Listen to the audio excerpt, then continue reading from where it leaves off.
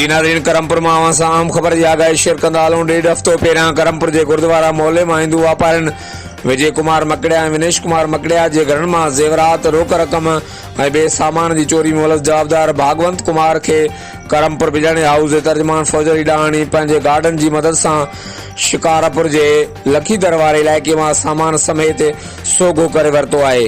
जवाबदार खे सोगो करण वक़्तु छा मंज़र आहिनि, अचो त ॾिसूं था।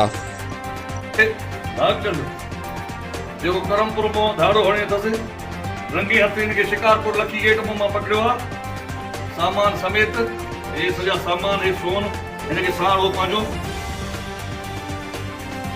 ये सजो सोन सग समेत असां पकड़ियोसीं।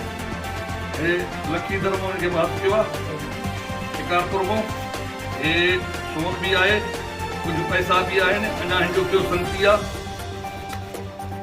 संगतीअ छा नालो थी? ये सोना असली ओरिजिनल सोन, ये इनजा पैसा, ये कैश, इनजूं मोबाइलूं असां मां इनखे हथ कयो आहे। हाणे इनखे वठी वञा थो।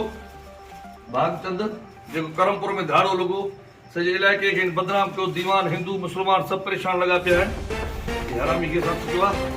हाणे हे सामान ॾिसो सभु। छा नालो आहे तुंहिंजो? कंहिंजो पुटु? चोरी तूं कई? जो संगती कहिड़ो हुई? नालो? जो सामान किथे आहे? तोखे उनी छा चयो?